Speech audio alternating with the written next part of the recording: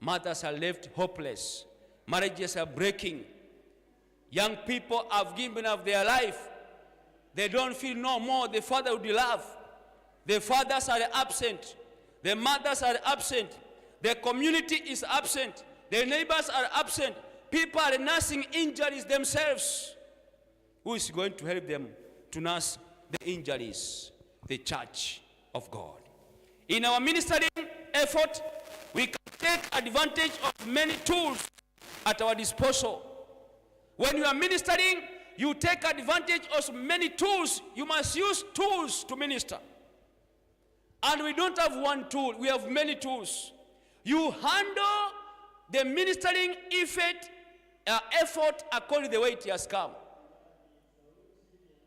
Sometimes, mnaposikia sauti ya matanga, umerusha ngapi kwa hiyo kikombe? I'm asking you. As we hear people saying sauti ya matanga, how much have you given kwa sauti ya matanga? You can even say, oh, kuna matanga hapa. Can we go as the church in the afternoon, after services? Let us go there and pray with them and sing with them. And at least these are our neighbors. We can give something. Tuchangea ngarao 5,000, 2,000. We tell them, please my brothers, we are very sorry. As a church we have come. This is our contribution. How much does it cost to go there? I'm asking, how much does it cost to go there? Small acts. We could have your members who are lost in that group. Hata mimi ni Mwadventista. Kanisa langu ni Migori Central. Kanisa langu ni Karachuonyo Central. What happened? You know. Please come to church. Come to church. Thank you. You have come. It is not normal. Who told you to come? No, we just heard we are neighbors here. We just decided to come. Please, we are sorry. We sing 2-3 songs. A word is given to these people, and they will listen. They will listen to you. After you have gone, what do? You leave them with a message. Who are these people? You think by doing great things, we are ministering. Whatever we do small, that's why Jesus said, whatever small thing you did to those small people, you are doing to me. Don't wait to surprise people with big things. Surprise people with the small things. The small things are very important as compared to big things. Because people give big things and they just dump themselves. That's what Christ said, if we give this hand should not know. Why? Because we are offered special services. Therefore, brethren, we must be able to use all tools as disposal to make sure that we nurse people wherever they are. Either wamepoteza wapendo wao, or they are sick in hospitals, or they have a problem at home. As a home church, we can decide to go and connect a home church in a member who is not an Adventist, but is my neighbor. My brother, my sister, their member coming to my house. Is it you can do it to your home? Me? Yes. But I'm not an Adventist. It doesn't matter. I want to come and minister to you. Is it possible? Yes. Then on Sunday morning, the members are there, praying in this woman's house. He says, for the first time, I have not seen people in my house to come and pray. One point, as I was preaching somewhere, preparing to preach and open a Sabbath school, I started conducting home visit. And God gave me a chance to go to a particular home. This woman was old woman who had been rejected by the family members. She has been sick for 2 weeks. Nobody has gone to her house. I'm telling my brothers, I had a chance to go there with my Bible. As I was entering, the woman started crying. I was wondering, why was the old woman crying? She was crying because she didn't expect somebody to come to her house with a Bible. He told me, my son, sit down. And she was cooking a strong tea na majani. She said, I am very happy. I was sick for 2 weeks, but I thank God, Pastor has come to my house to pray for me because I was sick. She told me, Pastor, please, can I put for you tea so that you can take tea? What do you do? I told him, why not? I sat down with her, and I went to the shop. I bought a bread, and I brought a bread for this mama, and we took together. When I was conducting the crusade, the first woman to be baptized was this old mama, whom I went, and I just bought for her a bread of 50 shillings. Because of the act of ministering. The work of the church is to minister to the people. The work of the church is to use all tools we're able to use to reach people. Somebody called D. Toddy Chepson says, we have many means of contacting people to look after their welfare and help them on this path of returning to their future in God, to their Father in heaven. By ministering to others, we become facilitators of a new vision. For the church to grow, it must acquire a new vision. The world is changing.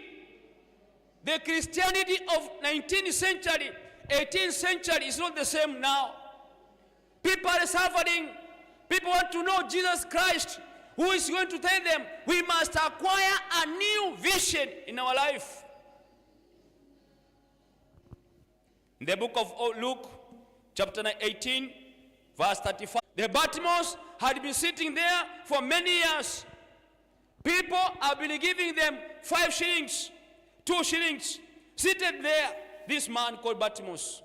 Bartimaeus, at one point, when he had multitude of people moving from Jericho on the highway to another city, he said, I have had many people passing through me here. Who are these people? He called upon to know who are these people. And instead of getting the right answer, there are many categories of people who are following Christ at that moment. This man had a problem. The man was blind and he was a beggar. Nobody understood the actual need of the problem of this man. Therefore, in that circumstances, there are many people who are suffering and dying without hope. They are confused and despair. How can their eyes be opened to the reality of God's love and salvation? There are people suffering. This man was suffering. Nobody could be able to open and understand. This man needs love. He needs salvation. How do we restore the vision of our blindfolded world? How do we restore the vision of the blindfolded world?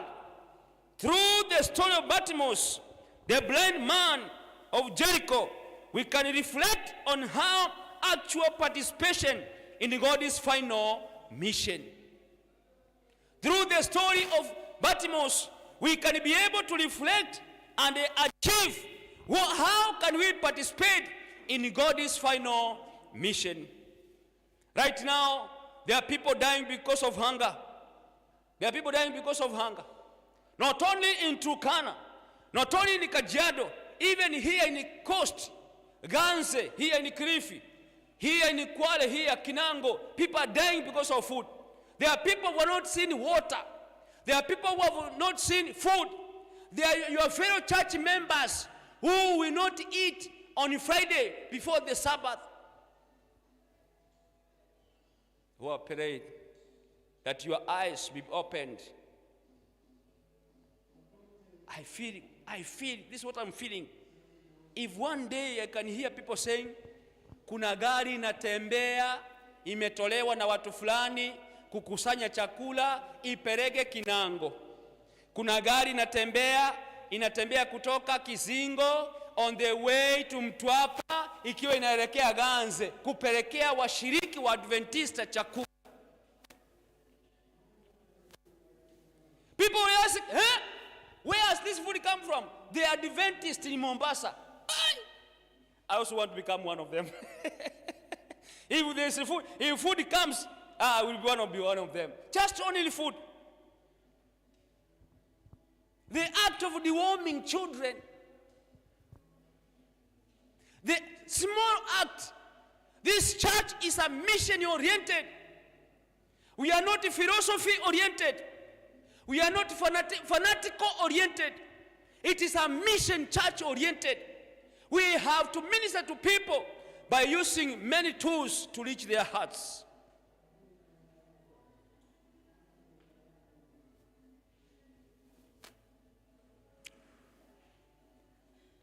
This man was blind. There was a blind man seated by the road, begging. Whenever we are ready, people are passing through here, they thought this man is a blind man, and the problem that he has is hunger. He needs a coin. He needs food. Nobody understood the perspective and the life of this man. When Jesus is around, the blind can see again. In this context, today, we will concentrate in the work of the people who are surrounding Jesus Christ. The categories of the people who are surrounding Jesus Christ during the time of Bartimaeus. We can identify 4 categories of people, or 4 modes of operation. There were people who are following Christ who are called passing by mode. There were people who are passing with Christ who are called silencing mode. There are people who are called with Jesus Christ who are called facilitating mode. Which mode am I as a person? Which mode are you as a Christian? The passing by mode, these are the people or multitude who are following Christ. When Bartimaeus asked, please, who are you? They told this man, this is the Jesus of Nazareth passing. The blind man could hear multitude of people passing by. Not by hearing only. He could hear their shoes walking. Something unusual was happening. Bartimaeus could sense the passage of professional people, procession, but could hardly guess the real people who are passing and the purpose that they were passing. He took initiative of asking, do we give people a clear message with the purpose of why the church is existing? When people are asking, what is the purpose of the church? Do we give them the clear picture, the reason why the church is existing?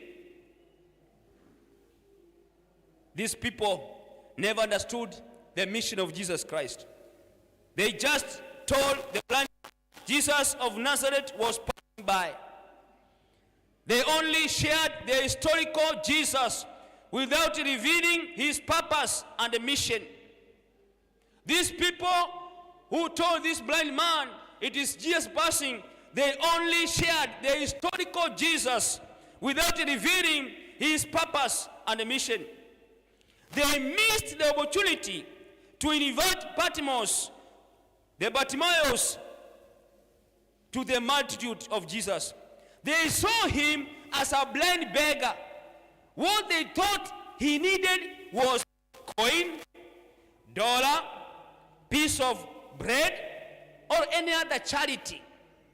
They never sensed that the man was craving for something deeper. Those passing by mode missed the mark about the real need of the people around them. This passing by mode who answered the Bartimaeus that Jesus of Nazareth was passing, they only understood the history of that man. It is Jesus of Nazareth passing, and that is all. But this man wanted to crave, he wanted to understand it deeper beyond that. Sometimes people ask us, who are you? We just tell them we are Christians. We are Christians. These people, in the passing by mode, they miss the mark about the real need of people around them. As a leader of this church, do you really understand the need of the people that you are leading in the church? If there's a place where people are failing, is how they handle the youth ministry. If there's a challenging moment in this church, is how to handle the youth ministry and the church choir. Are you able to understand the need of the ambassadors in your church? Sometimes we don't even need to have friends with them. We tag them, we brand them, we give them names. Vijana wa siku hizi, vijana wa siku hizi. That is why you brand them. You have not even thought, how can you help these youths to know God? Even your son and your daughter at home, you don't understand him horoha. Kijana wangu ameharibika, kijana wangu ameharibika. Kumbe wewe ndio umemharibu. The way you handle them today is not the way you were handled when you were young. You were beaten thoroughly to understand. You were caned na ukanyimwa chakula ili ubadilike. You remember? You literally slept down and you were caned seriously. Na ukakanywa kwa mgongo hivi.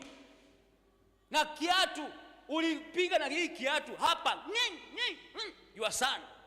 You were beaten. You mama and daddy, you were beaten like that. Until you said, nitasoma, nitasoma, nitasoma. Your dad told you, get an A to everyone.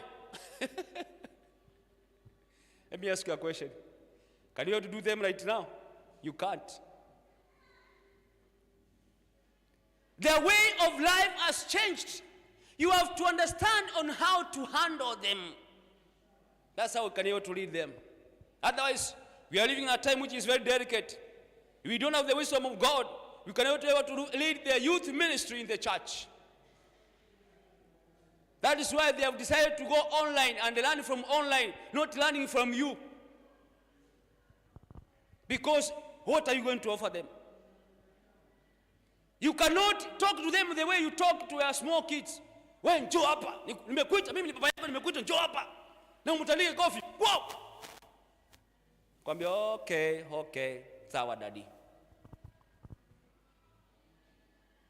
Next time, they don't talk, they act. This team, he seated here, very delicate. They go with the moods. They have a mood swing. If they decide to do, they do it perfectly. If they withdraw perfectly.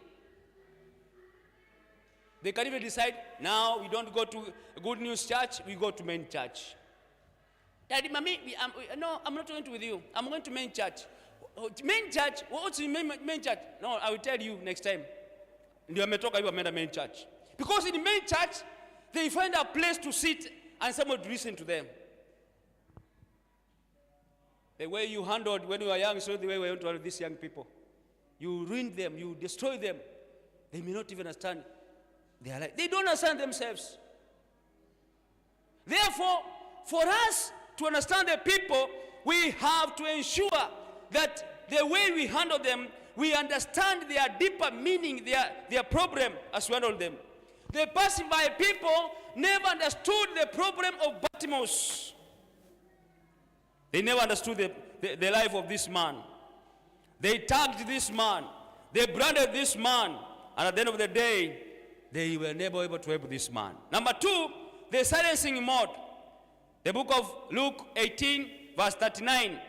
Then those who went before him, they told him to keep quiet. Verse 39. They told him to keep quiet. They were silent. They had a silencing mode. Some version uses the word rebuke. They engaged in the silencing mode because they misunderstood their responsibility and the role of Jesus Christ.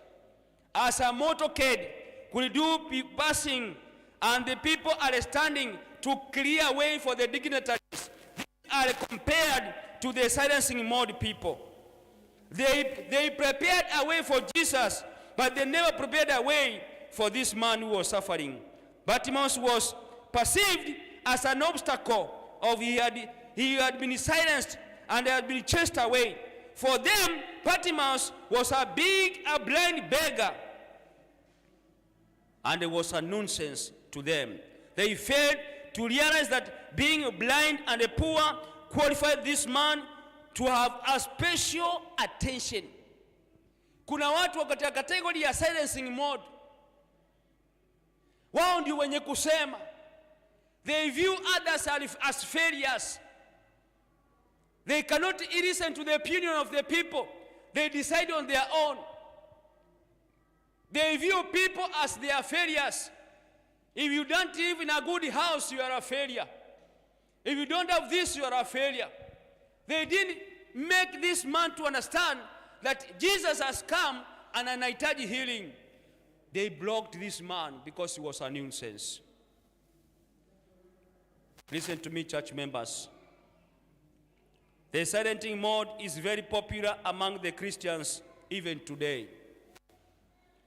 It happened when our words, our actions, our attitudes are keeping people at distance from Jesus and his church. This one happened when our action, our words, our attitudes are keeping people away from Jesus and the church. Are you a silencer in the church? Are you a passing by person in the church?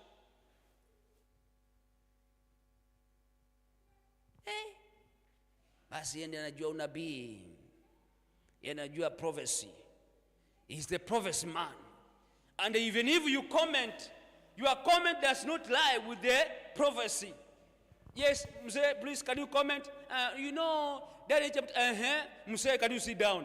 You have not known prophecy. You don't understand prophecy. I'm the one who preaches prophecy. And at the end of the day, the same prophecy moves them away from the church. There are people called extremists, fanatics. Come and healthy message. Where? Anakuangana kwambia Mzee Eda, this shirt, he said this shirt you are putting on, according to Ellen G. White, you are putting this shirt, you are not going to heaven. Sit down. Mzee, this shirt you are putting on, come here. You are supposed to tuck in. And because according to N.G. White, selected message book 2, you have not tucked in, then you are not going to heaven. Sit down.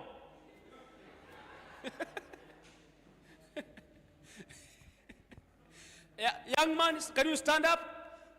Can you stand up? You are putting on a t-shirt to church. According to Testimony Volume 4, page 3, paragraph 1, sentence 2, you are not going to heaven. Sit down. There are silencers in the church. They view themselves as they are already gone to heaven. You others, you are filling chairs in the church. They are already gone to heaven. Where are they? Some of them were almost dying. Ameisha.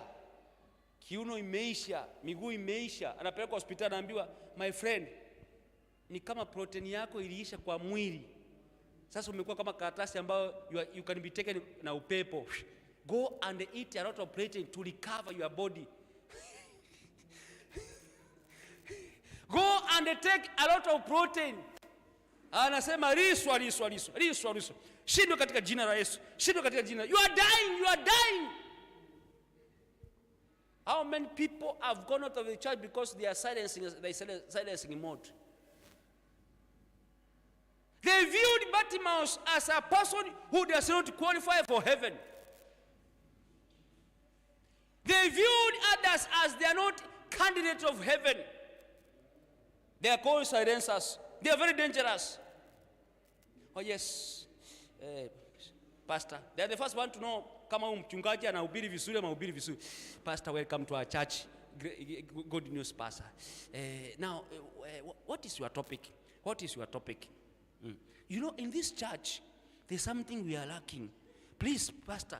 Now, I request you, this one you must mention. You must mention this. Pastor, make sure you mention this one. In this church, even when your new pastors come, is the first one to see pastor, to silence him, pastor. Pastor, welcome to our district. They just come to see their pastor so that they can know which kind of pastor is this pastor, so that they know how to pass through and capture the pastor. They tend to be very holy, but they have a purpose, they have a mission to achieve, to silence you. Pastor, that mama used to be a church member here, an active one. He used to sing in the choir. But you know, the house he has built down there at Aridina, that house, the money, we don't know where she got the money from. But we suspect she's an Illuminati direct. So, Pastor, when you go to that house, don't eat anything, Pastor.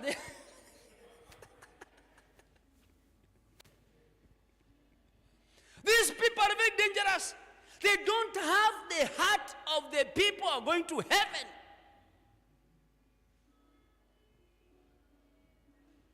Sometimes even when you board their vehicles, when you go out, what do? When you board their vehicles and umetoka kwa gari, anafungua anafanya.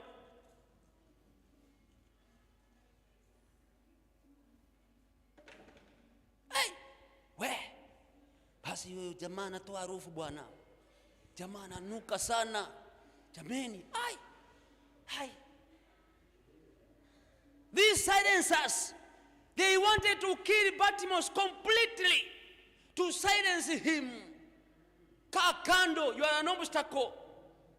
They pass by mode, they just, sasa ndugu yangu,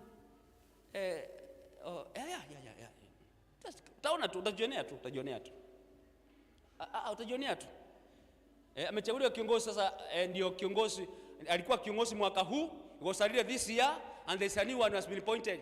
He's the treasurer now, there's another treasurer coming. Now, please help me to understand, how do I feel this one? Utafundishwa tu. Now, how do I read this voucher? Si hata unajua voucher inaandikwa namna gani? Hapo naandika jina lako. They are passing by mode. People don't care. Somebody can die. Nakia naangalia. You can look on and somebody is dying when you are looking at. Yani hata ugusu kabisa. Yani kwako unaweza wamekufa wangapi? How many have died? Are you the first one?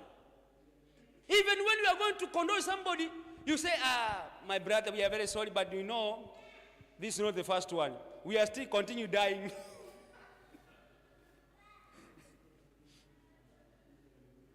We have silencers in the church. We are passing by members in the church who have killed people spiritually. Sometimes we live like fanatics and not Christians. Fanatics.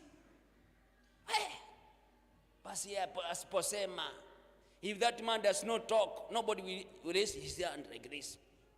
You're waiting for him to talk. According to this one, now I have decided. Sasa ameongea kwanza. He is the kingpin. Others are just followers. We don't want followers, because if you are a follower, once things change, you change with that another person. Become disciples, not followers. The followers are there for 5 years. After 5 years, you go to another follower. Walikuwa followers wa huyu siasa, akatoka sasa ni follower wa huyu. Sasa we become followers in the church. We should become disciples, ready to learn. How do you want God us to learn to serve you? There are people in this church who are silencers. like what you see in the world. Ukiongea unakuwa silenced mara moja. When you take the reality, tell the truth, you die. Don't tell us the truth. Don't talk about our sins. Talk about our goodness. When you talk about our sins, we shall silence you. These people, they wanted to silence Bartimaeus. They put him as an obstacle. When he was asking for any help, nobody was there. They told him, keep quiet. You are a junior. You are a junior in this church. Keep quiet. We tell you. What you don't know, we tell you. I was somewhere and I was told a story. I even feared hearing that story. There was a man who had given a plot for a church. And he said, because I've donated a land to build a church, make sure I become a church elder. The time he does not become a church elder, it is disastrous. You will not have peace.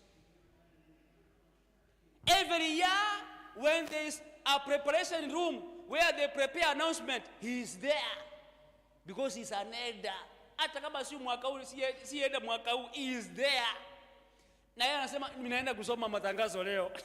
Yaani ilimuingia kwa akili yake mpaka akaona hiyo kazi hakuna mwingine anaweza ifanya.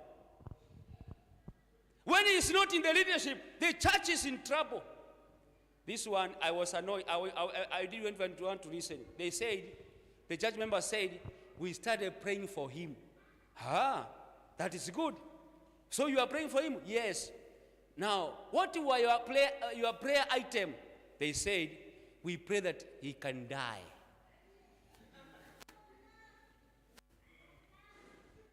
And they told me, after a few years, this man did what? So during the people saying, thank you, Jesus. At least now this man is not there. He has been an obstacle, a silencer. Some churches are not growing because some of the church elders, they are silencers. When they see you coming, they view you from a microscopic of political or some other area before they receive you. If you are a junior pastor, they say, pastor, when were you born? I was born 1990. Oh, you are just a junior. I was baptized during the first camp meeting, 1962, by a white man pastor. Pastor.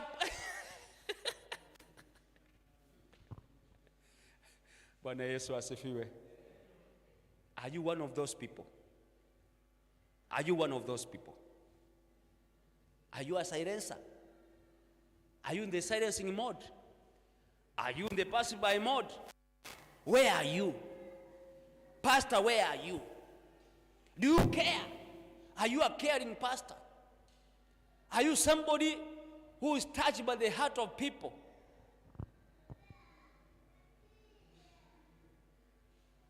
Then if you are in the silencing mode and you are in the passing by mode, I welcome you to the third mode because that is very important.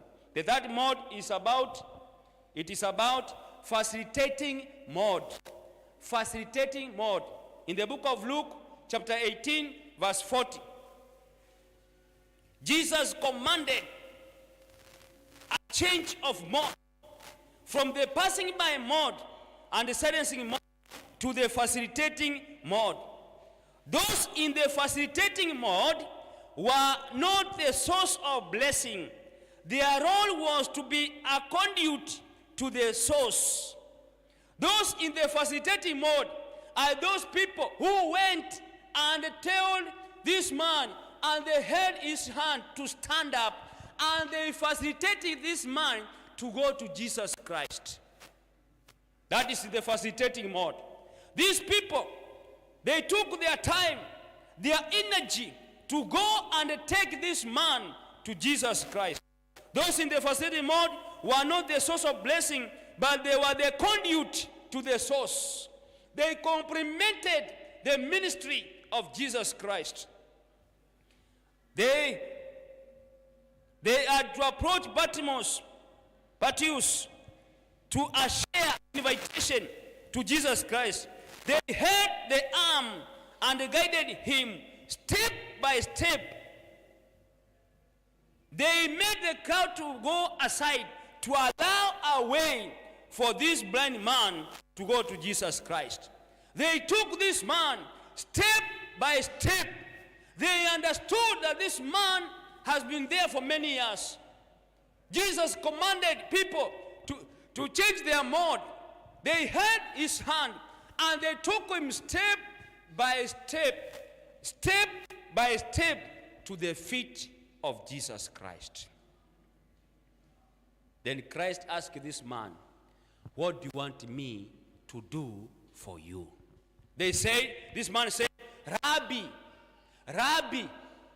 Rabbi means a great teacher. If you are under the great teacher, you become a great student. If your teacher is great, then a student will become great. If you are taught by a great teacher, you become a great student. These people, they become great students. They took the action to uphold the weakness of this man, to take him step by step. How many times the new church members who are baptized in this church, munawapeleka rip.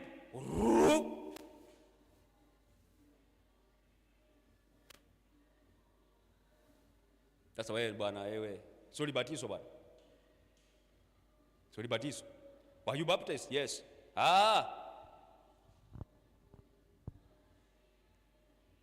Let me tell you one thing. Where we work in the field, hii kazi ya missionary hii inatupatia changamoto na tunazibeba hivyo hivyo. This missionary work, there are some areas where the people, you cannot apply the church manual easily. They are drunkard, they drink, and on Sabbath they are there. "Pastor, we have come. Please, Pastor, we have come to church." And they sing the Christian song.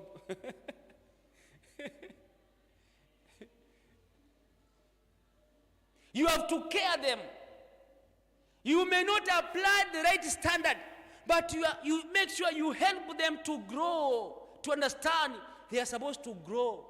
Do we make these church members who are baptized to make them to grow? No. We became silencers. There's another guy who told me something. Pastor, a young man came to our church to preach prophecy. He taught prophecy. Daniel chapter 2, Daniel chapter 7, Revelation chapter 13, 12, 17, 18, 20, 21 na 22. Mpaka nikaona kweli sikuwa nimeelewa. Na mimi nikampenda. I love this man. This man akauliza namba yangu ya simu. Tukaanza kucommunicate. We started communicating. But what happened after? I could not believe that this man who was preaching did this to me. And he was a young Christian in this church. What did you do? This man used me like a tissue and dumped me. And he was preaching to me prophecy. Nilichukia mpaka wa leo. They are silencers. They are passing by mode. How do we hold weak members in this church? Do we chase them away? Do we condemn them? Do we rebrand them? Do we name them? How do we help them to grow in this church? We must, all of us, enter into a facilitating mode. Understand their needs, their weaknesses, where they need to be uplifted. Pray for them. Supplicate them to Jesus Christ. Take them to the feet of Jesus Christ, the great teacher who taught you. We have to help people and take them step by step. Once all of us we become facilitators, the church becomes a praying mode. Once all of us we become facilitators, the church becomes a praising mode. And therefore, as a result of engaging in facilitating mode, the followers of Jesus could shift into the praising together mode. As facilitators of God's grace, we are in our way to participate in the final praises. Choose not to be the passing by mode or silencing mode. Come out of the silencing mode. Come out of the passing by mode. Enter yourself into a facilitating mode so that the church can be a praising mode. Bwana Yesu asifiwe. That is why the church of Ephesus was a praising church. Why? God helped them to come out of silencing mode. God helped them to come from passing by mode. They became facilitators, and that is why the church grew, because every member was engaged in the ministry of Jesus Christ. May I call upon this evening to come out of the silencing mode. Inawezekana kwa matendo yako, kwa maneno yako, kwa attitude yako, umefanya watu wamekataa kumuona Kristo. Tumesimama kwa mlango ya kanisa, hatuingii na hatutoki, lakini tunazuia watu wasiingie ndani ya kanisa la Mungu. Even the way we handle politics, we have become silencing mood. We have become pass by mood. People can cook something and they make it sweet, and the people are sold those items, and then we digest, and it becomes in our mind, where?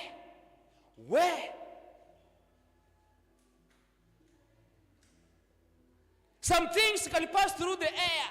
They may fake or cooked with their purpose. The way politics is done outside there are even people practice the same politics in the house of God.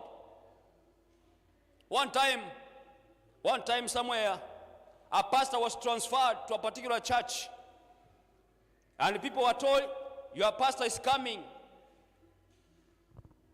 They said, we don't want him. Particular years, many years back, pastor went and was received, but they said, we don't want that pastor in our district. Then the people planned on how to bring pastor down. How can you plan against your pastor? How can you sit down and you plan how to silence your pastor, who carries your burdens, who prays for you? Then you are not safe. You are not safe.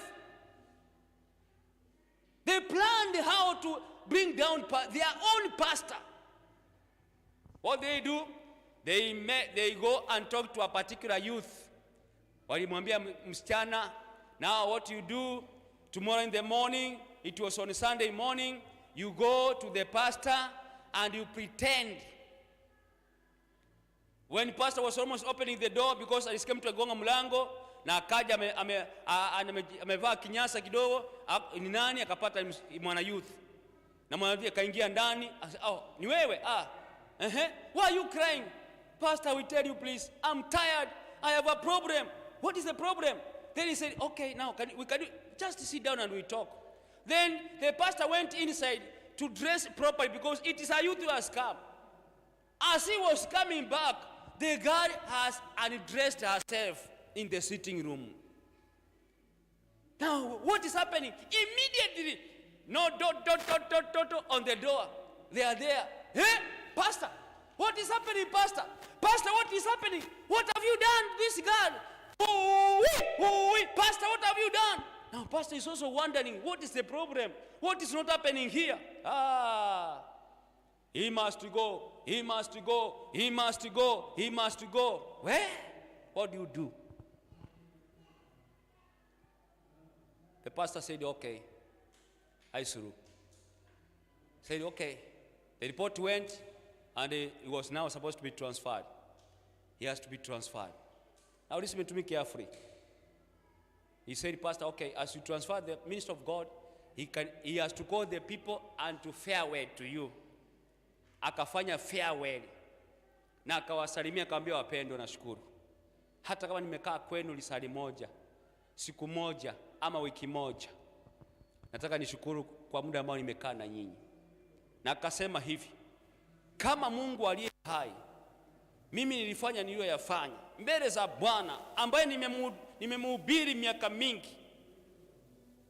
Kama nilifanya hivyo, Mungu acha mapenzi yako atendeke. The pastor went. Those days there were no phones. This Kenya and Tanzania and Uganda, it was one. Maybe alipelekwa Tanzania, alipeleka Uganda, we don't know what happened. Listen to me carefully. Then God started to speak to people to show them what they did was wrong. Those people organized. The first one, akapigwa na pikipiki akafa. The second one, unasikia amekufa miraculously. The third one, the fourth one, alipoona